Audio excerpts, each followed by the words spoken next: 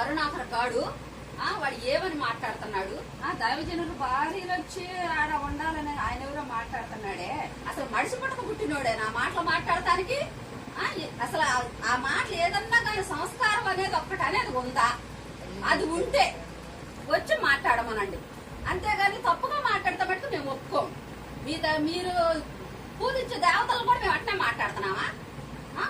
మా దైవజనుల బిడ్డల గురించి ఎందుకు అట్ట మాట్లాడుతున్నాడు? దేనికి మాట్లాడుతున్నాడు?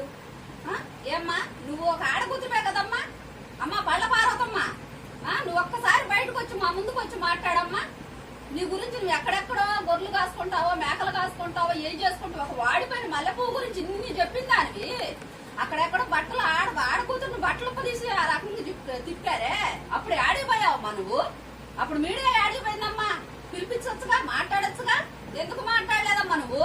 ఈ రోజు ఒక మల్లెపువ్వు గురించి ఇంత లాజిక్ లాగిందానివి. అవన్నీ నీకు చెవులు పడలేదా? నీ కళ్ళు చూడలేదా? ఎందుకు మాట్లాడుతున్నావమ్మా నువ్వు? నువ్వు ఎదురుకొచ్చి మాట్లాడుకోనరా. నీకు డబ్బులు కావాల్సి ఉంటే ఇన్ని మాటలు ఈ రకంగా మాట్లాడతావా? ఎందుకు క్రైస్తవులు ఆ రకంగా మీరు ఆ రకంగా చేస్తున్నారు? మీరు అసలు దీనికి ఎందుకు ఈ రకంగా మీరు అన్నిటిలో తల చూస్తున్నారు? దేనికి? మీకు ఏదన్నా డబ్బు పూర్వకంగా కావాలనుకుంటే మీరు అయ్యాన్ని చేసుకోండి, అంతేగాని దేవుళ్ళ మీద ఎందుకు మాట్లాడుతున్నారు మీరు? అది తప్పు కదంటమ్మా. అసలు ఆడకూతురు నువ్వు మాట్లాడాల్సిన మాటవేనా? అసలు తప్పు నువ్వు మాట్లాడేది. అసలు నువ్వు అసలు అక్కడ మాట్లాడతావు, అసలు మేము ఊరుకోము.